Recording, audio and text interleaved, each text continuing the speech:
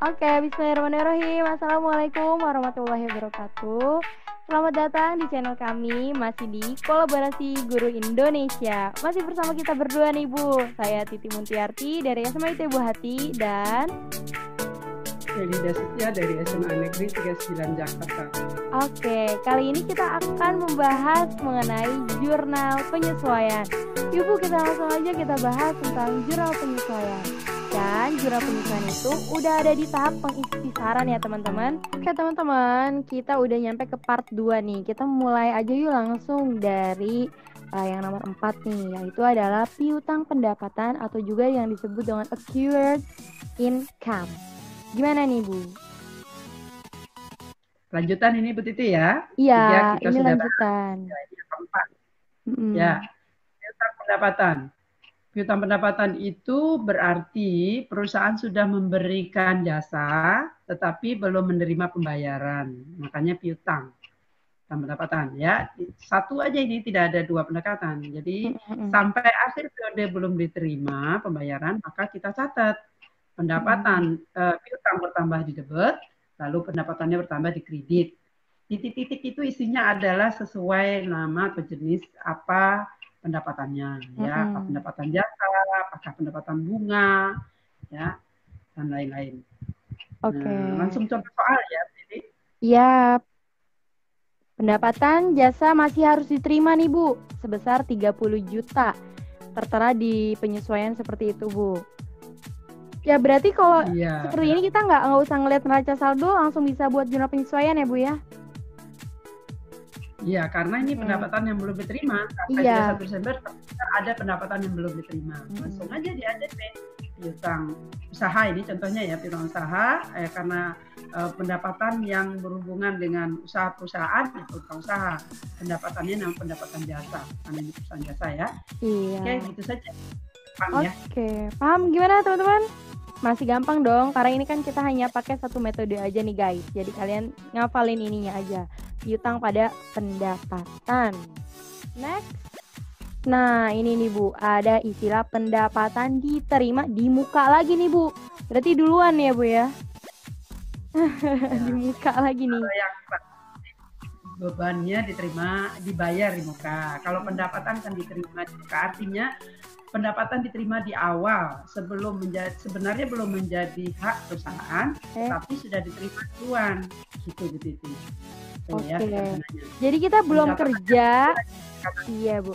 Kita belum kerja tapi kita udah dapat duit ya Bu ya. Nah, itu dia. Nah, terus selanjutnya nih, Bu, kalau misalnya di sini contoh soalnya ada contoh soal kayak gini, Bu. Di neraca saldo pendapatan sewa kendaraan sebesar 18 juta nih, Bu. Pas di neraca saldonya. Nah, terus di data penyesuaiannya, Bu, pendapatan sewa kendaraan diterima tanggal 1 Juni untuk 1 tahun. Jadi dia nyewa kendaraan untuk 1 tahun ke depan nih, Bu. Dan dibayarnya di Juni. Ini gimana nih Bu penyelesaiannya?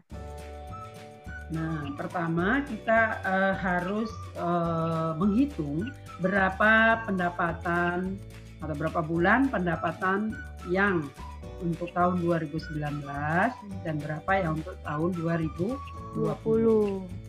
Kita hitungnya dari tanggal bayar sampai tutup buku ya 1 Desember itu ada pendapatan luar tahun 2019. Oke. Saya yang Januari sampai bulan Mei 5 bulan itu ya itu tahun 2020 maka diterima di muka namanya itu karena sudah diterima di Juni 2019. Jika kita ini kan pendapatan sewa kendaraan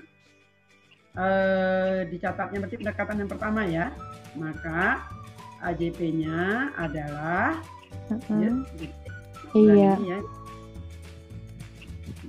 pendapatannya didebitkan, artinya kita kurangkan sebesar 5 bulan karena itu bukan pendapatan 2019 tapi pendapatan itu. Maka namanya adalah sewa kendaraan diterima di muka. Ini termasuk kelompok akum hutang atau kewajiban.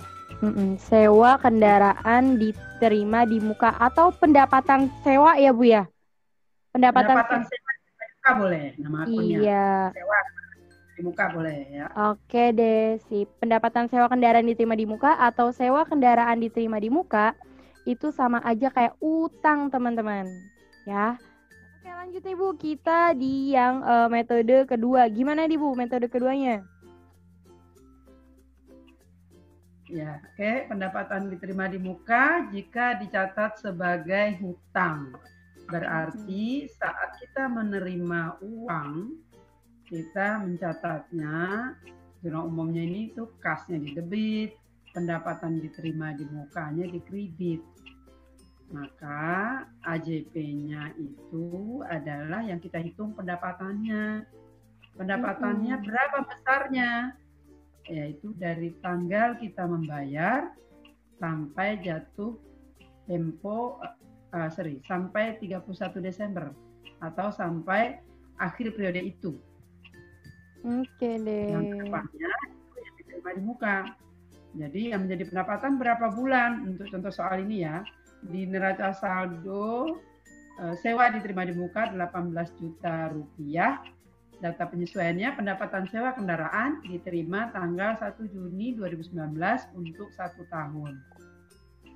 Berarti pendapatan 2019 itu adalah dihitung dari Juni sampai Desember. Yaitu 7 bulan. 7 per 12 kali 18 juta. 10.500.000 rupiah itulah yang menjadi pendapatan tahun 2019. Oke deh teman-teman. Perlu diingat yang 5 bulan tidak diterima di muka. Oke. Perlu diingat juga ya Bu, kalau pendapatan kan kalau bertambah di sisi kredit ya Bu ya, di sini. Tadi kan belum dicatat ya. Ya. Selanjutnya yang ke-6 nih Bu, penyusutan aset tetap. Nah, di sini banyak ya Bu ya cara-cara untuk menyusutkan aset ya. Tapi di sini kita pakai metode apa nih Bu? Oke, untuk penyusutan aset tetap atau aktiva tetap, banyak metode yang bisa digunakan dalam perhitungannya, besarnya penyusutan atau depresiasi, ada macam-macam ya, garis lurus diantaranya. Ini hanya satu metode saja yang kita bahas, ya garis lurus. Ya, garis lurus itu artinya penyusutan setiap tahun atau setiap periode itu sama jumlahnya begitu. Disebut garis lurus ya. Oke. Oh, jadi misal kok per bulannya 300 ya udah 300 terus gitu, Bu. Nah, itu dia makanya garis lurus ya. Contoh soal barangkali ya. Ya, contoh soal langsung, Bu. Di neraca saldo peralatan 94 juta rupiah. Oke. Data penyesuaian peralatan mengalami penyusutan 10% per tahun. Tinggal kalikan saja penyusutannya, berarti dia habis 94 juta kali 10%. Berarti setiap tahun mengalami penyusutan sebesar 9.400.000. Berarti pokoknya setiap tahun itu 9.400.000 ya Bu. Berarti sama kan ya Bu ya. Nah terus untuk di jurnal penyesuaiannya gimana nih Bu? Akun-akunnya gimana nih? Akunnya selalu untuk aset tetap ini penyusutannya beban penyusutannya di debit karena ini nama akunnya peralatan, berarti beban penyusutan peralatan bertambah di debit, lalu akumulasi penyusutan peralatan bertambah di kredit. Oke. Karena ini memulai nilai asetnya. Ya, terus nilainya. Oke. Pasti kayak gini ya teman-teman, yang nggak ada metode 1 atau metode 2. Ini pasti kayak gini pokoknya. Lanjut Bu, kita kasih contoh soal yang kedua. Ini masih pakai menggunakan metode garis lurus ya Bu. Nah gimana nih Bu untuk yang keduanya nih Bu? Langsung aja Bu ke contoh soalnya Bu, kita bahas. Ya, kalau akunnya sama Bu Titi, beban penyusutannya di debit, akumulasi penyusutannya di kredit, sama ya. Ya, ini contoh soalnya. Di neraca saldo terdapat akun kendaraan sebesar 250 juta rupiah. Itu harga perolehan kendaraan ya. Lalu data penyesuaian nilai residu atau nilai sisa kendaraan sebesar 50 juta rupiah umur ekonomi 10 tahun. Sangat sederhana untuk menghitung besarnya depresiasi atau penyusutan, yaitu harga perolehan HP dikurang sisa atau nilai residu dibagi umur ekonomis. UE ya teman-teman ya di sini ya. Oke deh. Misalnya di sini nilai sisa ya, nilai sisa itu atau nilai residu, nilai aktiva atau aset setelah habis umur ekonomisnya. oke. Jadi kendaraan tahun, nah dinilai nilainya sekitar 50 juta. Gitu. Kayak secondnya itu setelah 10 tahun misalnya kita beli mobil ya Bu, ABC mereknya nih 250 juta nih di tahun 2020. Terus pas di tahun 2030 harganya jadi 50 juta gitu ya Bu ya. Oke ya. deh. Sip. Nah terus jurnal penyesuaiannya gimana nih Bu? Sama ya Bu ya? Sama aja. Beban penyusutan kendaraan, akumulasi penyusutan kendaraan sebesar depresiasinya tadi 250 juta kurang 50 juta dibagi 10. Jadi 20 juta.